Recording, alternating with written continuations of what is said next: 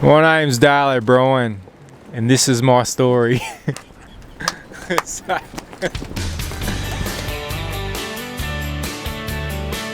Welcome to Tube Talk, where I'll be interviewing either virtually or in person content creators in the hope to learn more about the people that we subscribe to and we follow on YouTube.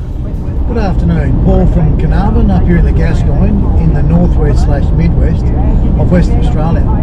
I'm actually heading down to a place called Gladstone Bay, leaving Carnarvon at about 2 o'clock.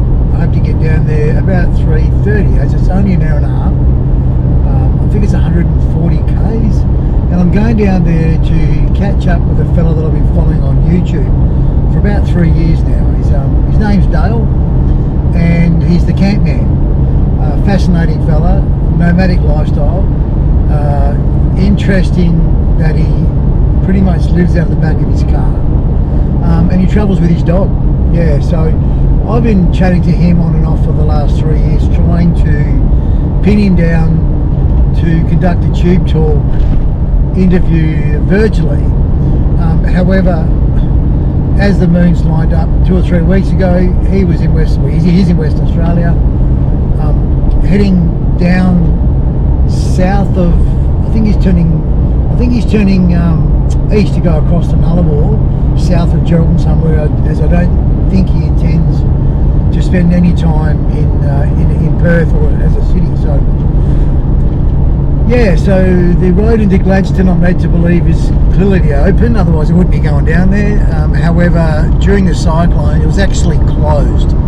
And I hear on the grapevine that if you go down that road and get bogged, there is a station very close by where you can ring a mobile number, clearly, and they'll come and rescue or tow you out of your bog, but it costs you $400. So there's no way I was going down there if there was any risk at all of getting bogged. So it was agreed between myself and Dale that we'd give it a couple of weeks after the cyclone, pop on down, we're going to have a couple of beers to Savi, conduct the interview, and then I'm going to have an overnighter there, and maybe we'll throw a line in the morning before heading back to Carnarvon. I hope to be back home by about 12 o'clock tomorrow.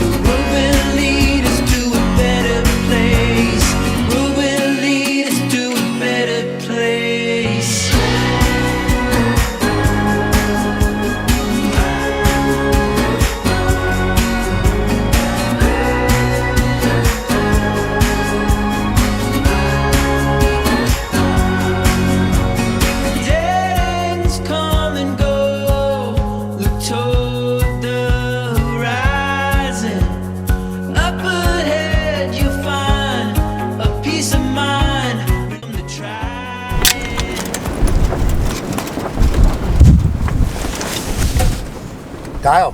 Yo, how you going? 2.5, 3 years later. Welcome to Tube Talk, man. Hey, thanks for having us, man. Brother, so here we are at Gladstone, which is an hour and a half south of Carnarvon. Thanks for turning the weather on. The flies are friendly, the wind is strong, so let's hope this little fluffy thing works, right? So the whole context of Tube Talk is not necessarily to talk about your adventures and all that sort of stuff. It's more about getting to know you, or the person behind the channel, the person in your case behind the camp man. When did it start? When did you, what year was it? Take me back. It took off in, I think, around 2008. 2008. Yeah, it's not around then. Yeah, it's not something I really remembered because I didn't think I'd be asked so much down the track. But So is that a common question a lot of people ask you? yeah. When did you start? I just enjoyed camping and always wanted to do it. And So you've been on the road since 2008. yeah, It's now so 2008, 2018 is 10 years. That's like over 15 years. bit ago. Yeah. So And can you remember what inspired you to do it? I always wanted to camp. Pretty much, like travel, not so much travel around Australia, I just wanted to camp, Camp Australia and that. So, Camp Australia. Yeah, pretty much. Just always wanted to do it, and one day finally bit the bullet and did it. But did you wake up one morning and go, "This is it, tomorrow I'm leaving"? Or It was leading up for a long time, but it was never planned to do it, pretty much I woke up one morning and did it, but it was always in the back of my head. And then, I remember going camping every weekend for a good while, and each time I went, I got more and more. How can you say it? More and more worked myself up to quit my job and finally do it. And what were you doing before you become the camp man? In the meat industry, so I was just at a butcher shop. Yeah, so you had a butcher shop? No, I was at a butcher shop. So you're a qualified butcher? No, slaughterman, but wholesale butcher shops as well. Yep. In the meatworks is more what I used to do. Right. But at that time I was at a wholesale butcher shop. Been there for a little bit, and I remember going in on, I think it was on the Monday. Went in and told me boss, me foreman, he's a bit of a mate too, and he just laughed. He said, "What are you doing?" I said, "I'm going to go Camp Australia." "Yeah, rightio, your job's here." I said, "No, I'm going to do it, man." And I think the biggest relief was him saying, you always got a job, and my next biggest, thing was telling mum, because that, back then you got to have a job, you got to, live a normal life apparently, but mum's my biggest supporter, but she was also the biggest thing I was scared of telling. But now, And so when did you start introducing your social media and your website? And not till that wasn't. So how that had actually happened is, do you remember 4Drive Action magazine? 4Drive Action? Okay, I do and I don't, but there's a bit of a story behind this guy, yeah. Right, yeah. So this was back a long time ago though. I think it was 2011. Is that not Graham Cahill? No, so pretty sure it was before him. Okay. Ruthie would have been there then. So Ruthie, yep. But none of them. But I got contacted by one of the magazines that was under that banner, I think it is, or whatever they call it. Yep. I think it was called Australia Camper Trailer magazine, and they contacted me and wanted to do on my setup before this, one of my first setups. They wanted to do whatever you call a photo shoot. Yeah. So they flew up, and me and a best mate were on our way out to a spot back home ways, out to a beach, but it unfortunately got rained out. And that old mate that was going to do it said, "I think you need to put yourself out there and show people." So I said, "How am I going to do that?" And he goes, "Create a Facebook thing, a group or a page, or do something." Can you remember what year that was, roughly? I think it would have been after. I think that might have been. I started a group. I think it was in 2000. I think that might have been 13 or something like that. So I just started a group, but then someone said, "Oh, you need to start a page so people just like it. It's easy to follow, less maintenance." So then, I started that. So I think. It might have been 2013 or 14 or something. I think it might have been before 14 because I started a YouTube channel in 2014, posted 1 or 2 videos and gave up. Yeah, mate, I couldn't do it. Yeah, a bit too much. So YouTube's been going for 12 years? I wouldn't say. So I only really got stuck into it Well, I did start it prior. We put a few videos up on it. Yeah. But I realised I made a big mistake by putting videos on YouTube and Facebook, because most of my followers on Facebook, they watched Facebook, and then YouTube was just, it never seemed to get a grip for me. Yeah. So then I stopped it, and I really didn't start getting stuck into it till after COVID. I think 2021, then I really started, started doing weekly videos. How many subscribers you got now? 20. I know I got 20. I think I hit 20,000 subs. I don't know, maybe a couple of months ago or something. Do you still have Facebook?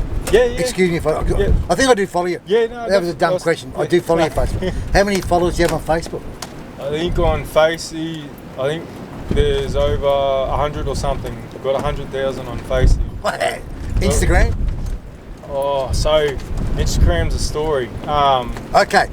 Tell me a story. Well, not much of a story. I actually didn't start Instagram. I met someone that, she started the whole Instagram side of things up, and I could never get a grip on it. So I'm on there. I don't know much about it. I couldn't even tell you how much people I got on Instagram, but I know I got Instagram, and I try to post whenever, regularly as I can. But can I ask a really naive, dumb question? With Facebook, is that remunerated in any way, shape or form? What do you mean by that? Do you get paid? Do you get a revenue stream at all from Facebook? Probably can, but I don't. There's probably something, but the funny story is I never knew it could happen with YouTube neither until it started happening, and that's when it really made me get stuck into it. So the same thing could happen to Facebook. I have no idea. Yeah, me neither. I've got no idea. I haven't figured that out yet. I chatted to you. I interviewed this guy, and he's got, I don't think he's got 100,000, but he's got a lot of followers. I'm going, mate, why don't you have a YouTube channel? This is Harry Fewbear's Cooking. And he just said, it's too hard. And I'm thinking, mate, you are, he is so good to watch. He's funny, he's authentic, a bit like yourself, right? So there's got to be a way you can remunerate Facebook, I would imagine. But anyway, so you make most of your, so is it fair to say that you make your income through YouTube? Yeah, 100%. Probably most of my income does come from YouTube, other than the merch and stuff like that. Yeah, merch. So going back to your mum, so your mum manages your merch, right? In Queensland. Mum sends all the merch out. Everything goes to her, because there was one stage I was carrying merch on me when I had the big trailer, but. Have you got any merch on you today? No. So I'm going to get nothing. I stopped. I might get a hangover. Well, yes. It's one thing I can guarantee. If I'm going down, so are you. I stopped carrying merch just in case something happened to it. But when I had it, it was good. It surprised me how many people got merch while I was on the road. So do you know roughly how many pieces of merch that you sell a month? I have no idea. Mum will send me a message every now and then to let me know how it's going, but it's going north, right? It's going up. So as your followers or your subscribers are going up, surely you're selling more merch. I think what happens is it peaks when I peak and decide to put it out there.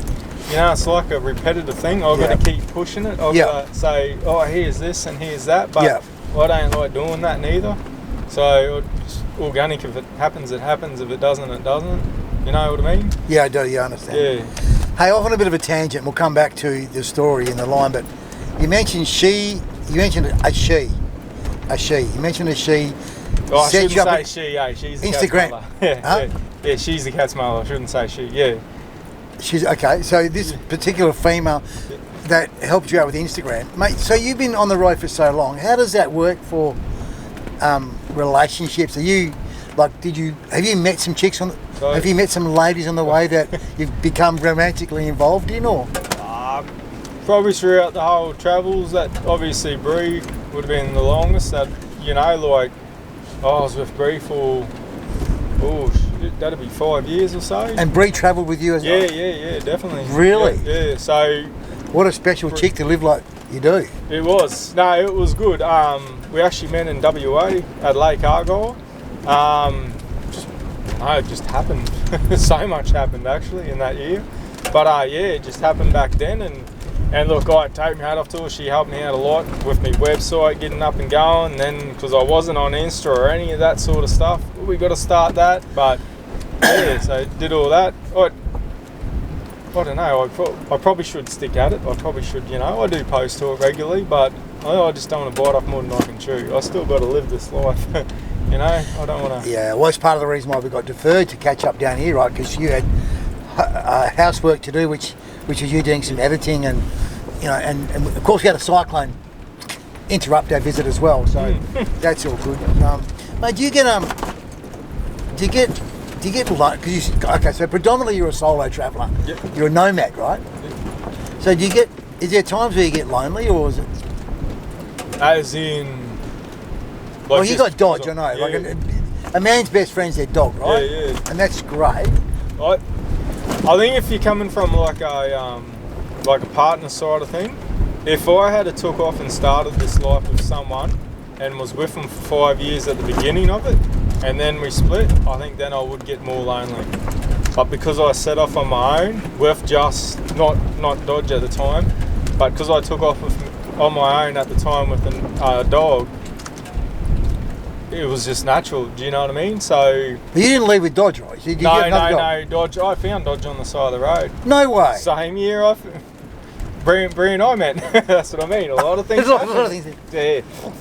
So, in all your travels, and I know you've got this personal safety device. What's it called? A Zolo? Zolio. A Zolio? Yep. So that's a personal, like a device that if you get injured, right? Two-way communication and everything. Love to know more about that while I'm here. However, my question is over all your years, have you been out on an adventure on a location where shit's gone bad? I can't say I have. Oh, squeaky clean. I really, yeah. But probably one man's bad is another man's not too bad. Do you know what I mean? But I really haven't had any that I think that has been bad, because I'm still here and I got it out of everything. So, No, your car's never been bogged to its belly. We've been broken bogged, down in the middle of nowhere. Call that bad. If that was the case, there'd be a lot of bad times over the years. But no, car's broken down in the middle of nowhere. Can't get any reception. Like someone's injured. Like we've got to get someone to hospital. Probably I've rang O a few times, but two for snakes and one for we think was a wasp that he was allergic to. But that was all good too. None of that was bad. But yeah. Well, that's a good news answer, right? That nothing's bad that's really happened that stressed you or caused any stress to anybody else. That's cool. Well, it's still stress at some, at little things, I guess, more than big things. I couldn't imagine you getting stressed. Does anything stress you? Oh, fuck, when I lose a fish, man. But no, definitely, but... Talking of fishing, so on the road for all these years, is there a particular coastal camp that is your favourite for a whole different raft of reasons? This would have to be a hard one, because if I pick one, then you can pick three. Then pick the best of the three. Hard, Like, I've been in some magic spots, like, it is really hard just to pick. I have been up into a spot in the Gulf that I'll never forget. My most remotest, and I got invited up there. It's right up in the Gulf. Yeah. That was a wicked spot. I picked my spots off what they got going there. Like, this one had everything. This one had a creek, it had the beach, it had a freshwater lagoon at the back of me, it had crabs, it had shellfish. There was a lot there going for it. So that definitely was. It was a place called Gunamula, and a place that I just come from not too long ago, actually, up at the Dampier Peninsula. That was a very private spot too. So another spot I got invited to. That place. How do you get invited to these spots? Anyway, so funnily enough, I actually met someone a few years back, and just like I met a lot of people, but they end up sending me a message saying, "Oh, hey, just wondering if next time you're coming over, if you'd like to come out, you're welcome to our block." And then, yeah, that's how that ended up happening. So, Just go off on a tangent. How was it when we bumped into each other in Carnarvon? You were walking over to your car and that guy hanging out the window going, "Hey, Catman!" Did you? And you acknowledged him. So does that happen very often? Like, I didn't. Yeah, you were there. well, I saw him. He's hanging out of his car going, "Hey, Catman!" You acknowledged him. Yeah. So does that happen very often? You know, that your subscribers or your followers, when you're driving through town or whatever, will just go, "Hey, brother." Yeah. Yeah. Yeah. Sometimes in some spots I'll meet a heap of people, and in some spots you won't see anyone. But yeah. Anybody here at Gladstone that's rocked up and said, "Hey, I watch your clips"? No. They're dead to us. No. Do you want me to go over there and I'll just... No. Hey, Oh, Campman. it's not bad. Please Though. subscribe. It's a good thing. Yeah, cool. Mate, what about inland? So you mentioned... So since I've been following you, predominantly it's on the coast. Yep. But you mentioned that you're going south of Gladstone, south of Geraldton. You don't intend to go into Perth, but then you're going to go across Nullarbor. I reckon I'll go across Nullarbor. Yeah. Not sure. Weather dependent. Oh, so you might not go across Nullarbor. Oh, if it's cold. It's going to be cold. Yeah, well, I'll see how I go. So my next question is, what about inland? Is there any favourite inland camps that you've been to? Not on the coast. On the coast, on the inland. I don't mind it around Longreach. Where's Longreach? Over in Queensland. Yep. Yeah. I actually spent they don't really get it wet, but the year we were there, they got it wet. They got the Thompson River, big river. So I don't know if you remember a few years back, they actually got, I don't know if it's a well-known boat, but it come up from the Murray River and they took it up all the way up to Queensland and put it on the Thompson River and it sunk. It made the news. It was pretty big, yeah. But we actually camped there and we actually had to vacate. Water silent, you don't hear that. But this one, I could see it rising. But this one morning we woke up, and we had water right around our camp. So we just got out of there. It wasn't bad, easy to get out. But yeah, that was a good little spot. But a few spots around that area as well. Yeah, right. And can't go past my own hometown over the range, a place called Funnel Creek. So, okay, I actually missed that question. Sorry. So I know you come from northern Queensland, but where exactly? Serena. I grew up in Serena. Serena, which is how far from? Townsville. Townsville? Oh, yeah, okay. About 400k south, 400k south. Okay. Yeah, I was born in Townsville. So, yeah. Hence the slang, hence the accent.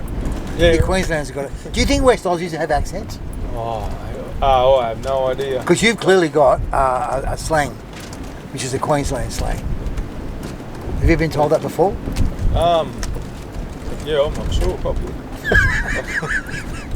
Mate, okay, so cooking. So,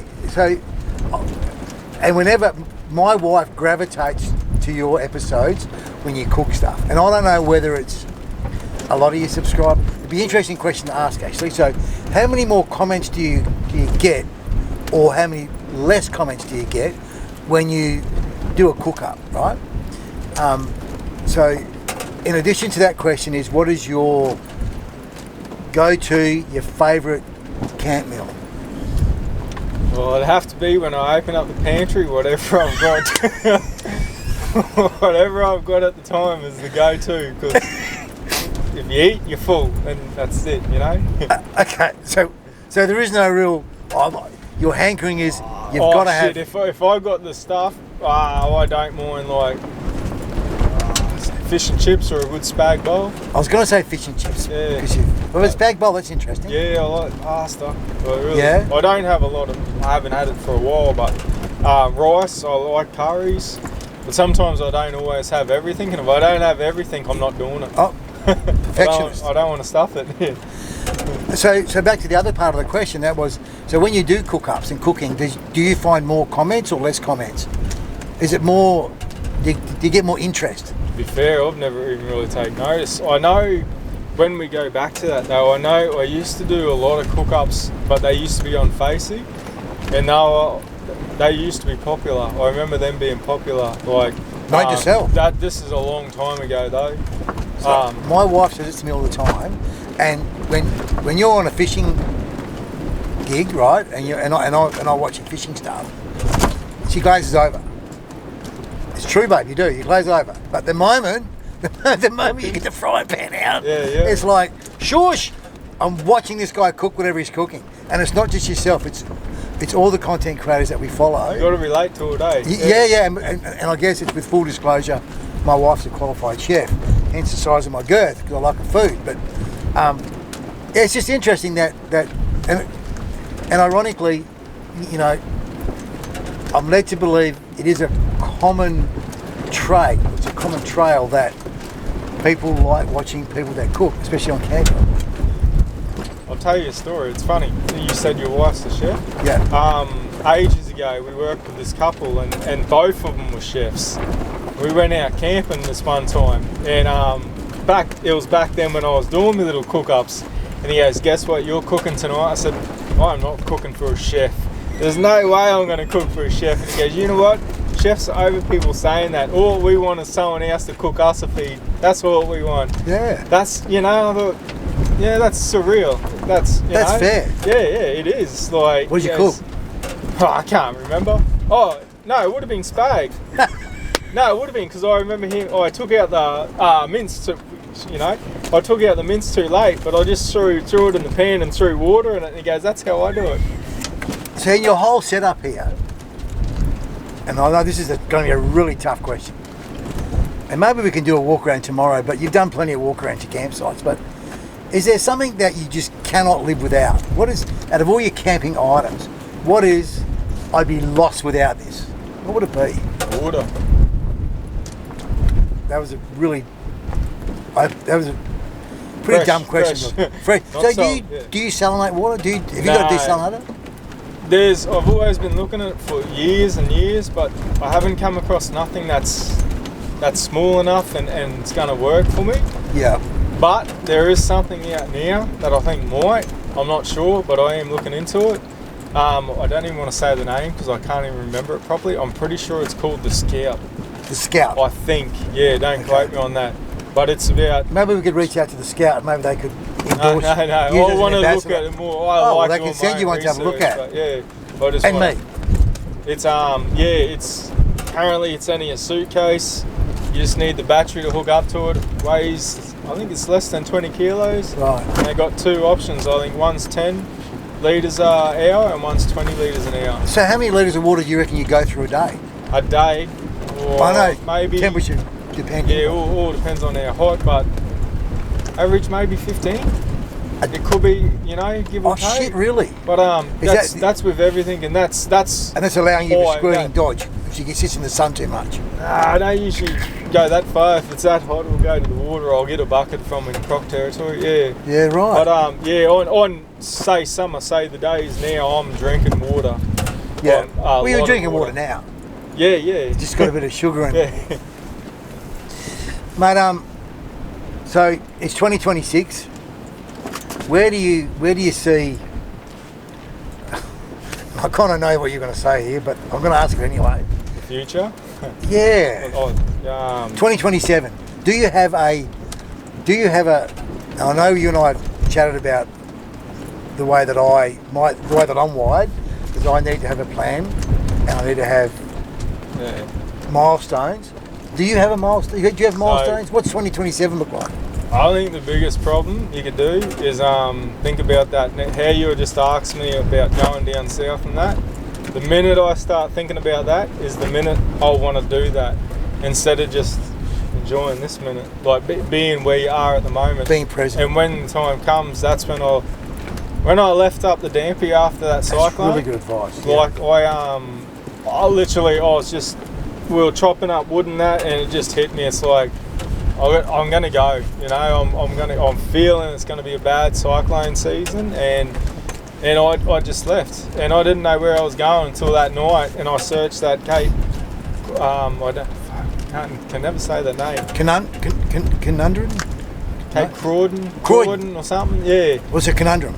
Is it something like that? No idea. Top spot and top ranger, may I add, where it was. But yeah, I searched that like the day before, and I thought, that's where I'm going. If that doesn't work, I seen on Google there was a rest stop, so I'll pull up there and I'll figure out the next spot. I knew I wanted to stop at Port Hedland to catch up with some people, and then Karratha as well. Yeah. But yeah, that's I knew where I was headed. But yeah, like I don't think you can think about the next spot, and that's why I don't like booking places. I've never had that problem because most of the places I try and go, you don't have to pre-book. Yeah. Like anything can happen. You know, anything can happen. You can get a flat tire and that can put you out. Like there's so many things that can go on. So yeah, I don't really, honestly, don't like planning that far ahead. Yeah, right. I want to go back. Let me just go back a step, or go back to the beginning. Did anybody actually inspire you, or what was it that inspired you to live the lifestyle that you live? Anyone that took me camping, so obviously my mum. She always, you know, when she could, take me camping and fishing. I remember when That's such a cool story. When we used to, on school holidays, we used to get dropped off at this creek. We'd spend the whole week or two there, me and a mate. So yeah, drop us off, and I'd take me dog at the time, you know, Socks. She would look after us. That was her name. She was a cattle dog. Yeah. But yeah, used to get dropped off, and that's all we used to do is just go fishing. There was a fella that lived close by, and you know, just in case something happened, he'd come down, check up on us. But you wouldn't hear that stuff anymore now, eh? Unfortunately. Yeah. It's a different world we live in today. Yeah, I know. It's sad, but yeah. But what do you love most about your lifestyle?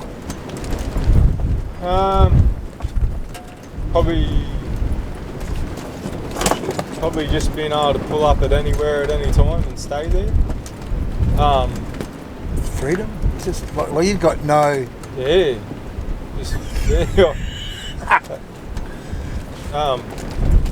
Yeah, pretty much. Obviously, yeah, fishing and that, but that all comes with being able to pull up at anywhere at any time. That's probably the biggest thing. Yeah, right. And have everything you need and don't need nothing else. Like.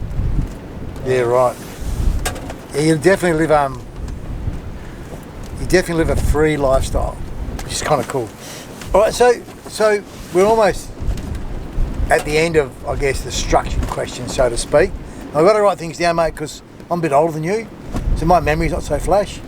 So I forget things. So there's a couple of questions I've got written down, and I guess it's got to do with content creators, because I guess that's where my journey started with this thing called Tube Talk. Is I now follow about 30 content creators on YouTube, which is way too many, because when I started, ironically 4 years ago, or 5 years ago, no, I'm going to say 4 years ago, I had no idea what YouTube was about.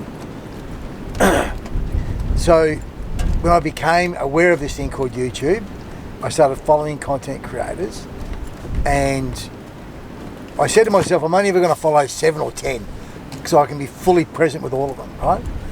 Well, you definitely like planning things, don't you? Yep. Anyway, I reckon we just recently did a cull. You're still on the list, by the way. You're still one of the 30. Yeah. Nice. Cheers. Thank you. Do you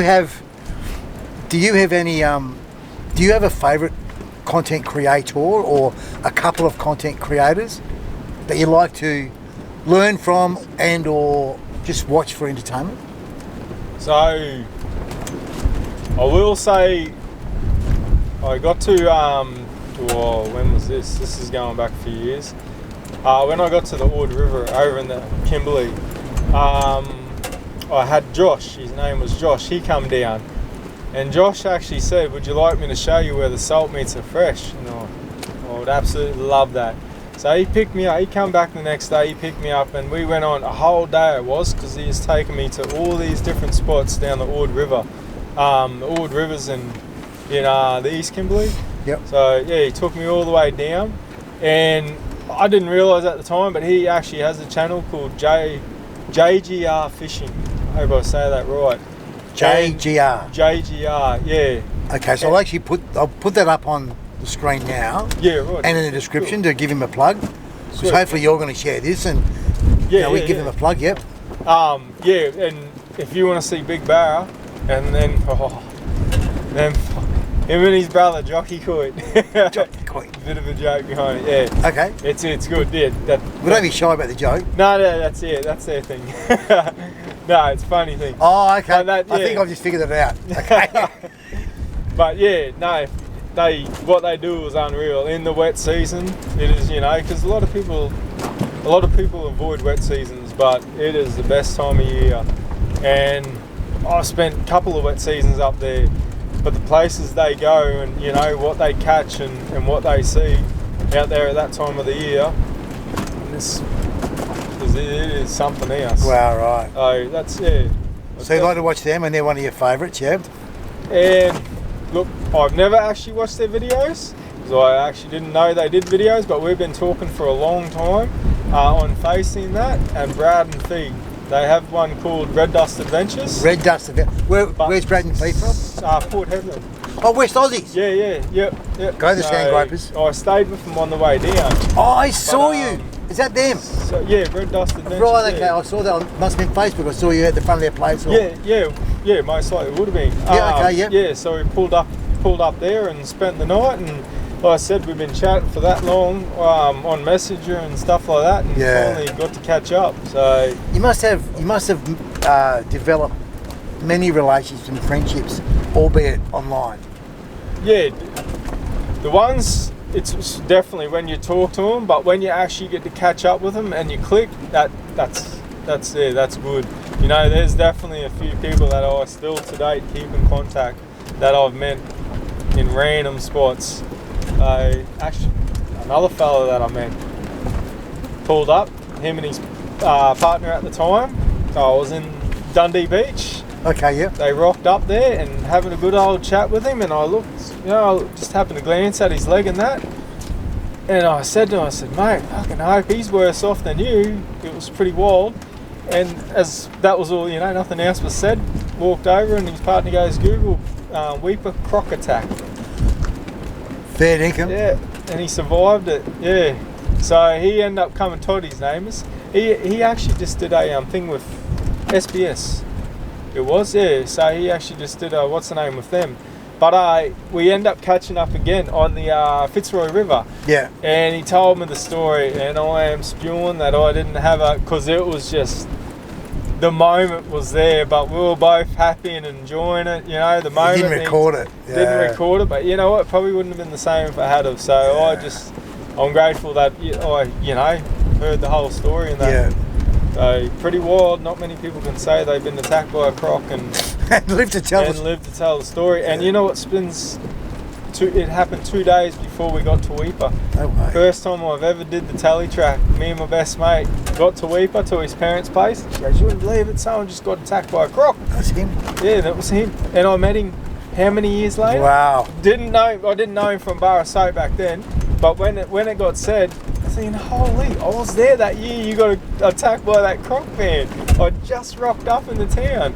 So we connected good, you know. Yeah, he's a good fella. So, yeah. Mate, I reckon I've really enjoyed the last half an hour. I look forward to us having a couple of beers over a feed tonight. I'll camp here tonight and I'll get out of here tomorrow morning, go back to Narvan Town. Thanks, Dave. No, thank you. Cracking guy. Cheers, mate. And I use this word authentic, right? I think it's overused. Yeah. But not in this case. You're an authentic fella. Thank you. I use the word authentic. Yeah, I'm with you. I thought we were going somewhere. Not bad. Burned a bridge, wrecked in a ditch, had to ask forgiveness. Dead ends come and go, look toward the horizon. Oh, there are stories to tell. Times we Morning from Gladstone. Beautiful sunrise this morning, and still here with Dale at Chateau, the Campman's little site here. Pretty cool spot. I'll put the drone up later to have a look, but it's a lot nicer than I actually thought it was going to be. Got a low tide here. I'm going to go for a walk out to that jetty later. Just might pop into Chateau Dale's Campman's Cafe and get a cappuccino. Have we got cappuccinos going this morning, or? Sure do. Cappuccinos? Morning. Coffee.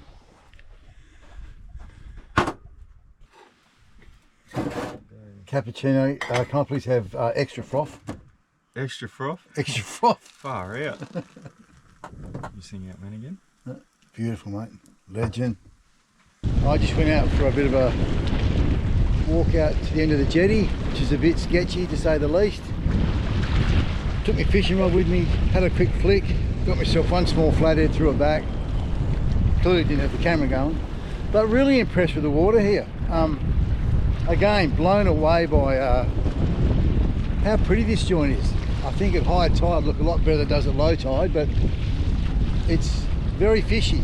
So it doesn't matter which way you look. The water looks okay. There's a little bit of reef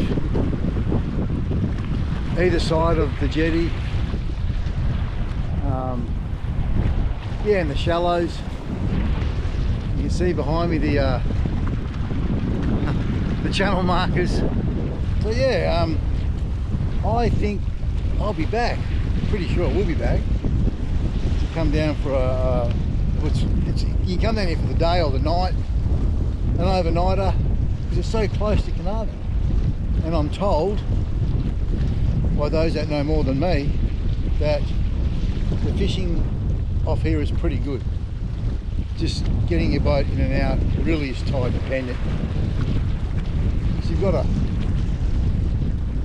navigate through some pretty sketchy ground to get out amongst them.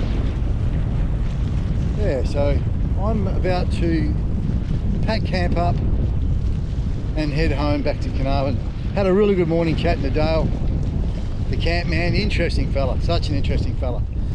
Learned a bit more this morning that, you know, he's been pretty much living on the road since 2008, but he's worked and camped a lot since 2008, and it's only in the last couple of years he has not held down or hasn't found the need to go and get some sort of casual or part-time work, because his YouTube's funding his lifestyle, which is fantastic. Pretty simple fella, doesn't need a lot, but he's got some pretty amazing memories. We chatted over a couple of beers last night and again this morning about his life. Fascinating fella. Anywho, hope you enjoyed that. Till next time, bye for now.